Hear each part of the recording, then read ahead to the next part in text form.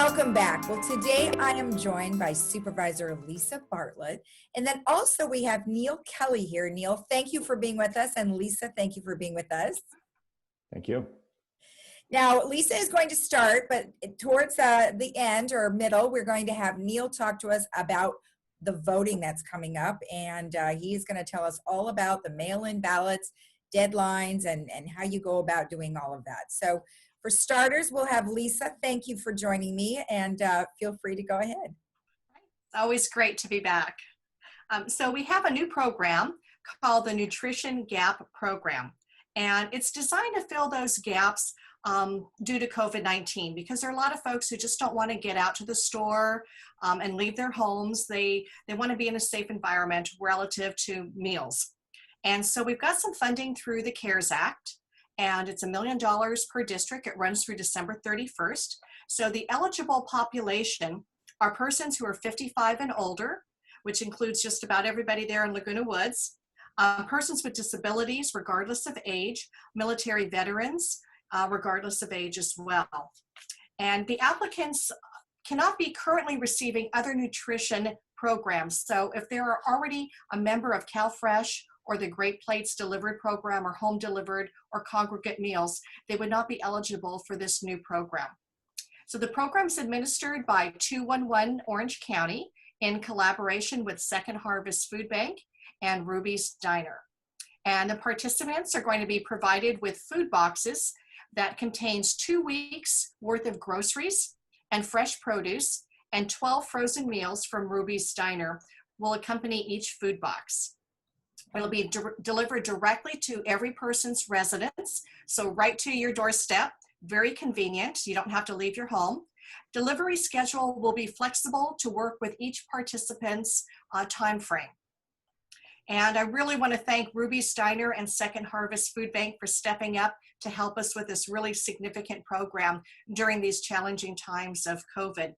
So to inquire and get more information about the Nutrition Gap program, we request that you contact 211-OC at 949-646-4357. That's 949-646-4357. And you can also go to the website, which is www.211oc.org. And our Office on Aging can also provide any assistance and additional information. That would be the Area Agency on Aging at occr.ocgov.com. Might be easier to call the local number, which is 714-480-6450. So that's really nice of both the food bank and Ruby's, and that's so great they can provide them with frozen dinners. Yes. Or food or whatever it might be. Do you have any idea what it would be? It's a combination of fresh produce and food products, and also frozen dinners. So the dinners are supplied by Ruby's? Yes. Man, that's great.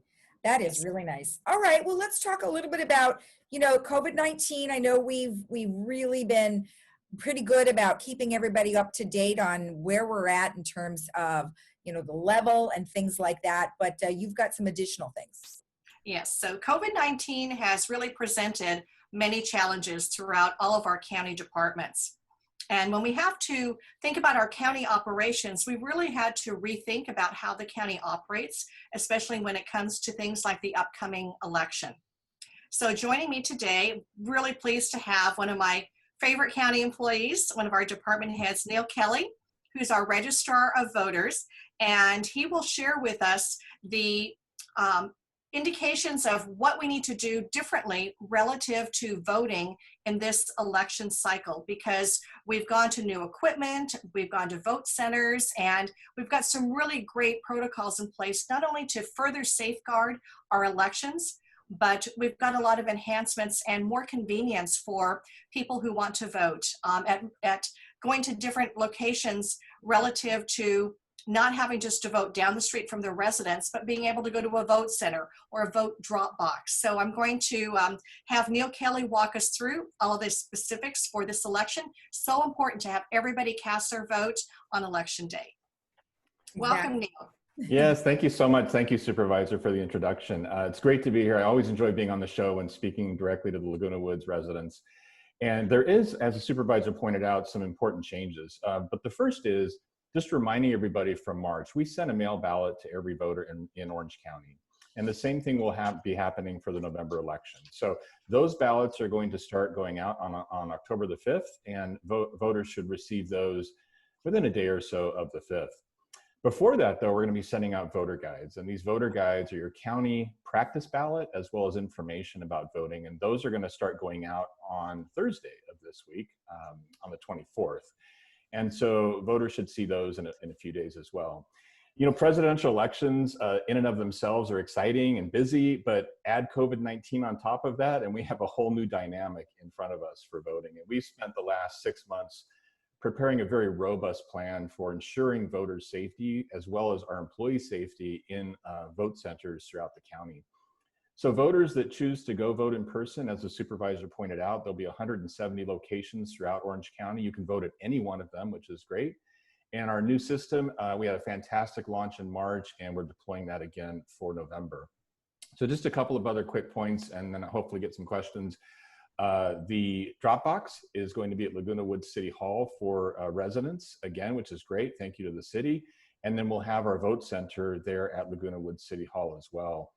When voters walk in, you're going to have hand sanitizer, you're going to have greeters with full PPE on, a lot of safety protocols in place. And I really want you to feel comfortable casting your ballot. And that's what we've done, all the way down to disposable pens for your ballot instead of reusable pens. So lots of exciting things coming ahead. There's a lot of national attention on mail balloting and voting in general, and I'm happy to answer any questions you might have. You know, and that's nice that you point that out, because obviously there was a big to-do about the post office. And I know there's been some debate about all of that. Maybe you can help shed some light about, if I put my ballot in that box, is it going to get there? Yeah, absolutely. So we work very closely with our postal officials here in Orange County, and I work closely with DC officials as well. And, you know, obviously there's a lot of white noise around an election, which is difficult sometimes to sift through, but I can tell you at the local level, we're hearing very positive things from the post office. I'm getting quite a few reassurances on our delivery schedule. And more importantly, we at the office look at the data on an hourly basis with the post office. So I can see if I've got delays in certain zip codes or I've got issues on the return ballots. So I would encourage people, if they're comfortable still using that mail system, absolutely put it in the mailbox, postage paid, it'll get back to us. But I do want to point out those drop boxes, that's a direct line to my office, which means if you put that in a secure Dropbox, we pick those up daily. I've radio dispatched teams that are out there doing that. And you can even go online and track your ballot from the Dropbox all the way to the counting station. So either way, you've got lots of options. That's great. Now, what if somebody wants to go in person and they want it? Do you anticipate a lot of long lines? You know, I mean, if you look at March, we in the primary had 8 out of 10 voters using a ballot they received through the mail. So I don't think there's going to be any reason we're not going to see those same kind of numbers for November. We might even see 9 out of 10 voters using a ballot through the mail. Just anecdotally from phone calls right now we're receiving and information online, I think a lot of people are going to take that ballot they receive and vote at home, because they have lots of options when they vote at home. They can vote on their coffee table, and then they have lots of options to return it. Right. But I don't want to discount the fact that some folks want to go in person, and we understand that. And so they can go, like I said, to any of the 170 vote centers. They don't have to bring their ballot with them. They can show up, we can check them in electronically and process them on the spot. Now, let's say people have questions regarding everything that you just mentioned. Where should they go? So real simple, there's 2 real easy ways to do this. One is pick up your phone, give us a call. I have operators answering. We don't put you through a recording. So you'll go right to an operator at 714-567-7600. Or if you're a little more technically adept, then go online and you can chat with one of our operators live at ocvote.com/chat. And then finally, if you just want to go online and poke around and look at the information on our website, ocvote.com. Excellent. Lisa, do you have any questions for Neil that you'd like to share with our audience? No questions. I want to thank Neil for really pushing the county to get some updated equipment, get some new procedures in place, and to provide that level of security that we're all looking for during the voting process, and the convenience. People can vote at their residence. They can vote at a vote center throughout the county, not just near their home where they work. So it really opens up a lot of the possibilities to not only vote around the county at a different location other than your residence, but the fact that it's safeguarded to a great extent.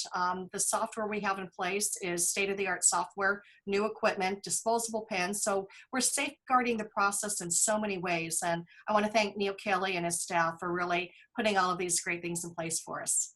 And if I could just add, under Supervisor Bartlett's leadership is where we've been in terms of moving the county forward through innovation. So I just want to say thank you to her as well. All right. Well, I love it. Well, you both work very well together, so this is awesome.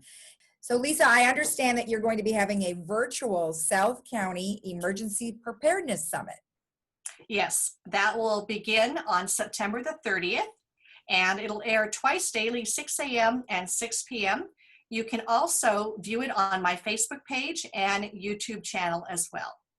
So are those going to be live streamed on your Facebook page and YouTube channel, or would those be a recording? Those would be recordings. Okay, perfect. So they will be available obviously after the times that you mentioned. Yes. So thank you both for being with us. I appreciate it. And Lisa, do you have any last few things you'd like to mention? Just want to have everyone stay tuned for September 29th. Could be a very big day for the county. As you know, we've been progressing through the various tiers at the state for reopening our economy. Fingers crossed, we're going to be able to go from the red tier to the orange tier on September 29th, which means most of our businesses and business sectors are going to be able to reopen to a greater extent. People can get back into the office. We've got schools open. So this is a big day for Orange County to be moving hopefully to the orange tier on September the 29th, but we'll be making an announcement through the county. And just want to keep everyone as a reminder to wash your hands frequently, use your hand sanitizer, and social distancing 6 feet apart when you're in public, and be sure to wear your face covering to keep yourself safe and those around you safe. Great. Well, thank you both for being with us. I appreciate it. Thank you. And we'll be right back after this.